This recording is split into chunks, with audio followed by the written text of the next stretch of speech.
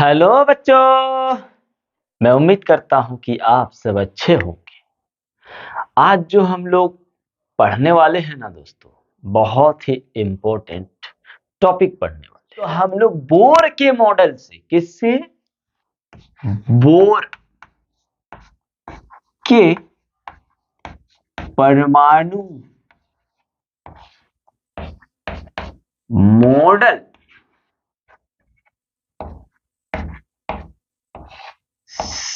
से इलेक्ट्रॉनिक विन्यास सीखने वाले हैं। से इलेक्ट्रॉनिक विन्यास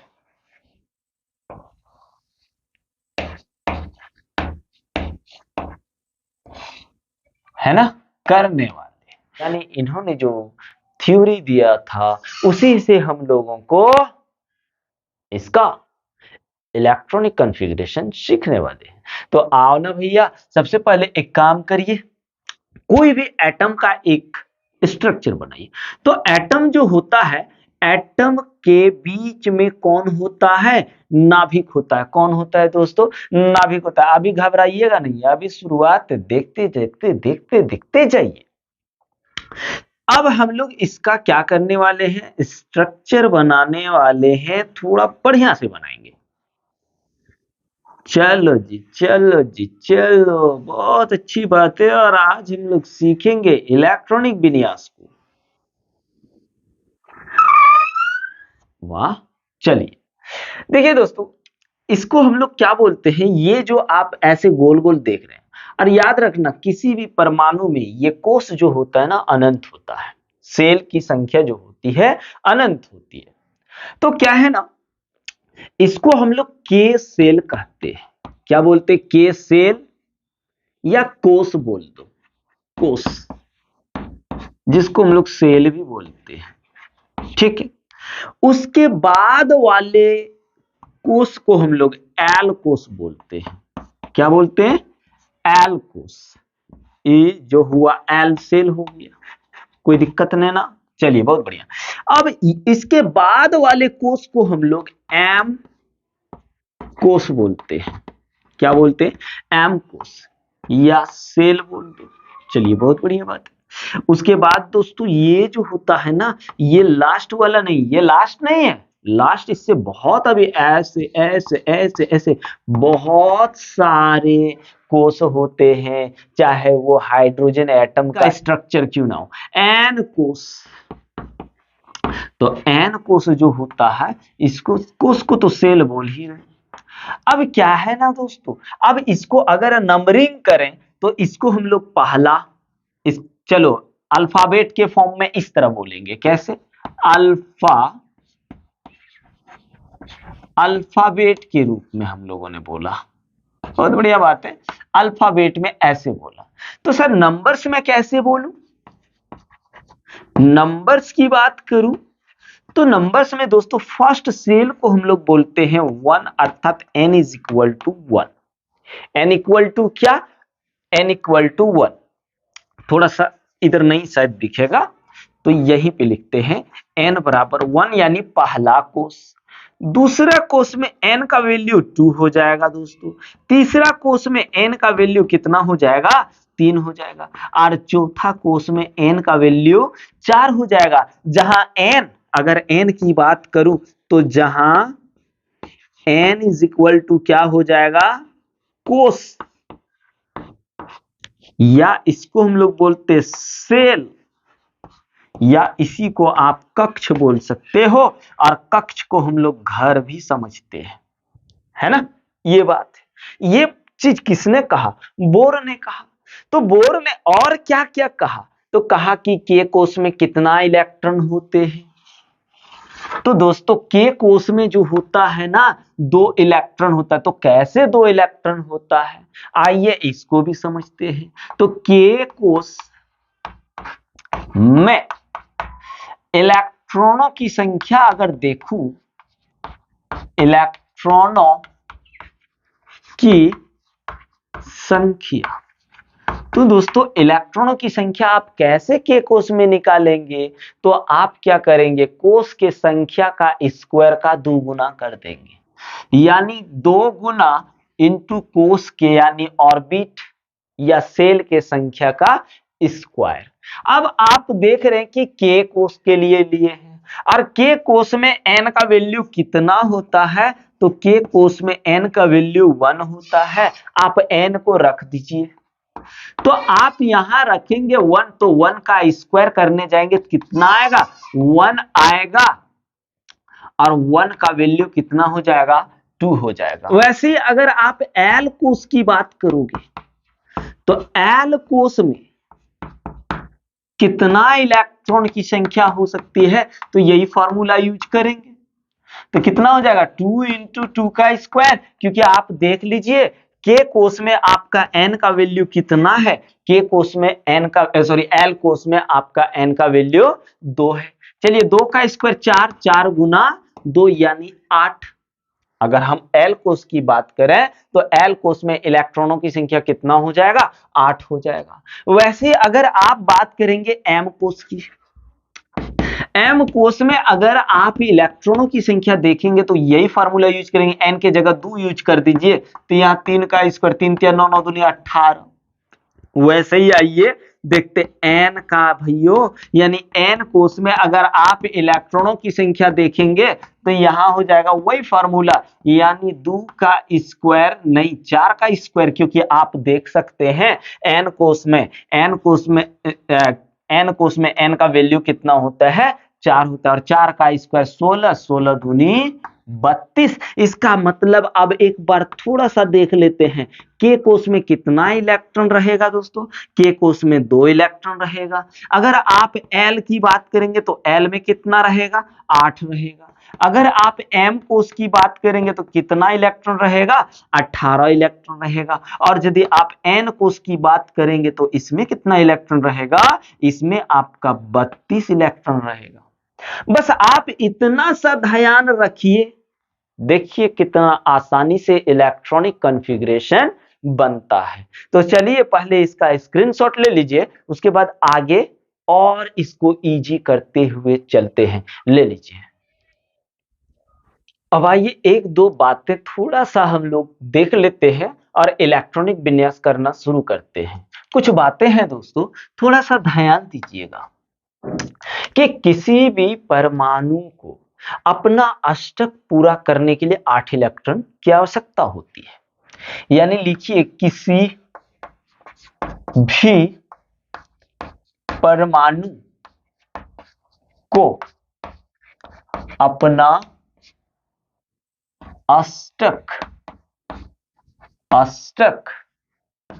8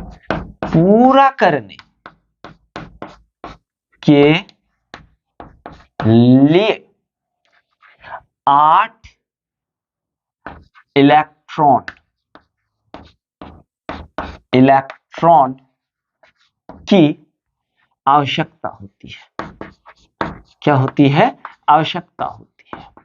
चलिए बहुत बढ़िया बात है कि कोई भी परमाणु अपना ऑक्टेट पूरा करेगा तो कितना इलेक्ट्रॉन चाहिए होगा, 8 इलेक्ट्रॉन चाहिए होगा। अब बोलोगे ये क्यों बोल रहे हैं सर, यही तो मेन चीज है दोस्तों। अगर मान लीजिए किसी के पास 7 इलेक्ट्रॉन है तो वो क्या करेगा, वो स्टेबल नहीं रहेगा। जब 8 इलेक्ट्रॉन आ जाएगा तो वो परमाणु स्टेबल हो जाता है, और स्टेबल हो जाने के बाद वो किसी के साथ रासायनिक अभिक्रिया नहीं करता है। इसका मतलब जिसका 8 से कम पर बाह्य कक्ष में इलेक्ट्रॉनों की संख्या होगी, वो याद रखना वो रासायनिक अभिक्रिया में भाग लेगा, है ना। तो और एक चीज याद कर ली, ध्यान दे दीजिएगा कि परमाणु के सबसे बाह्य कक्ष या कोष भी इसको बोलते हैं, बाह्य कक्ष में उपस्थित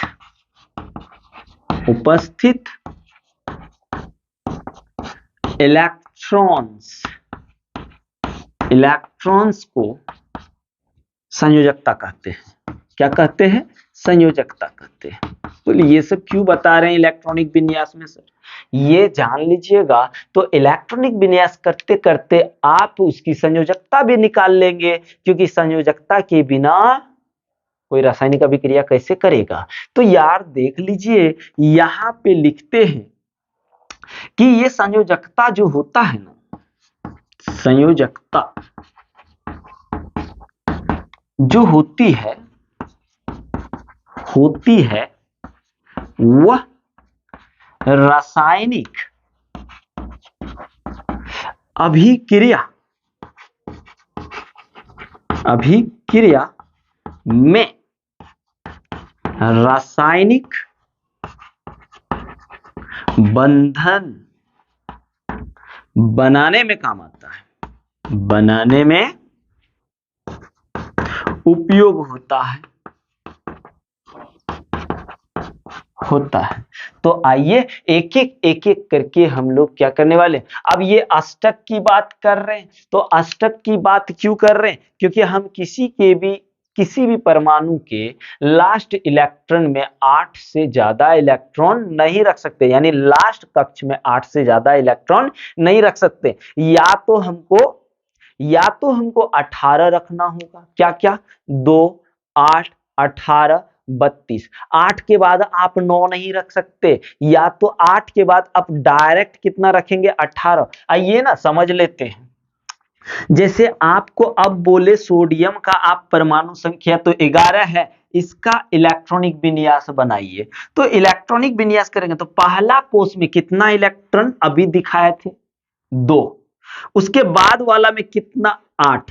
8 और 2 10, यहां तो 11 ही है ना, 18 कैसे लिखेंगे? तो 8 और 2 कितना हो गया, 10। और टोटल परमाणु संख्या है कितना, 11। तो और 1 लगा दिए, कितना हो गया दोस्तों, देख लीजिए इसका इलेक्ट्रॉनिक विन्यास 2 8 11। अगर आप संयोजकता की बात करोगे, संयोजकता की बात करोगे तो यहां से देखिए आप आराम से संयोजकता भी निकालना सीख गए। संयोजकता की बात करोगे तो लास्ट में जो होता है, यही ना बोले संयोजकता, देख लीजिए परमाणु के सबसे बाह्य कक्ष में उपस्थित इलेक्ट्रॉन्स को क्या बोलते हैं, संयोजकता बोलते हैं। तो लास्ट में कौन है, लास्ट में आपका 1 है, तो संयोजकता कितना हो गया, 1 हो गया। वैसे ही अगर आप कैल्शियम की बात करें तो कैल्शियम का परमाणु संख्या 20 होता है। आप सबसे पहले क्या करेंगे, पहले कोष में रखेंगे 2, दूसरे कोष में रखेंगे 8, तीसरे कोष में होता है 18।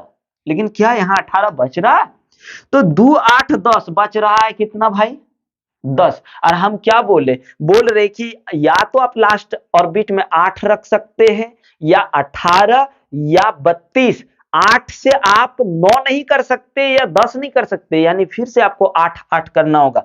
तो देखिए 8 2 10 और 8 कितना हो गया, 8 2 10 18 और 2 20। तो संयोजकता कितना हो गया, इसका संयोजकता की बात करेंगे तो यहां 2 हो गया। वैसे ही आप अगर आपको बोले मैग्नीशियम का, तो मैग्नीशियम का होता है 12।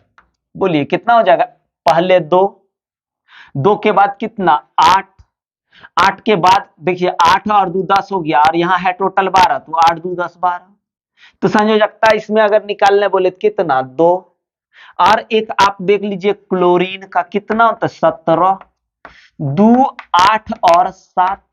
अब इसमें संयोजकता निकालोगे तो संयोजकता जो होता है दोस्तों वो 4 से कम होती है, यानी इसको अष्टक पूरा करने के लिए कितना इलेक्ट्रॉन चाहिए, 1 इलेक्ट्रॉन चाहिए। तो संयोजकता कितना हो जाएगा, संयोजकता की बात करेंगे तो 8 में से 7 घटा दीजिए, जो बचेगा वही होगा, क्योंकि अष्टक पूरा करने के लिए 8 इलेक्ट्रॉन चाहिए। आप घटाओ 4 के बाद अगर लास्ट में इलेक्ट्रॉन्स आने लगे 5 6 7, तो 8 में घटा दीजिए। हम संयोजकता 4 तक रख सकते हैं। वैसे ही अगर आपका ब्रोमीन की बात करें, ब्रोमीन का होता है 35, कितना 35 है ना।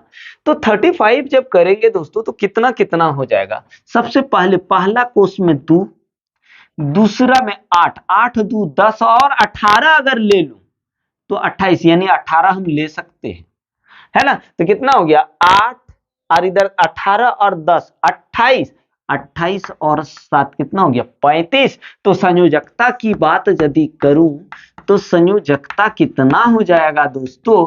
8 में से 7 घटा दीजिए तो बचेगा 1। संयोजकता 1 होगा। अब आइए इलेक्ट्रॉन बिंदु संरचना हम लोग इससे समझने की कोशिश करते हैं। क्या? इलेक्ट्रॉन बिंदु संरचना। इलेक्ट्रॉन बिंदु संरचना, चलिए एकदम आराम से समझने की कोशिश करिए, है ना। इलेक्ट्रॉन बिंदु यही सबका निकालते हैं। तो लास्ट ऑर्बिट में जो इलेक्ट्रॉन्स होता है ना, हम लोग उसी को दिखाते हैं इलेक्ट्रॉन बिंदु संरचना में। तो सोडियम का अगर देखूं तो कितना जगह Na एगो क्रॉस, क्योंकि लास्ट में एक ही इलेक्ट्रॉन है। अगर आप बोलोगे बोर के परमाणु मॉडल से तो ये सब भी दिखा सकते, लेकिन ये सब जरूरी नहीं है। उसी तरह से अगर कैल्शियम का देखूं, किसका? कैल्शियम का। तो कैल्शियम में लास्ट में इलेक्ट्रॉनों की संख्या कितना है? इलेक्ट्रॉन बिंदु संरचना जब देखोगे दोस्तों तो लास्ट वाले इलेक्ट्रॉन को देखना है। तो कितना? 2 है।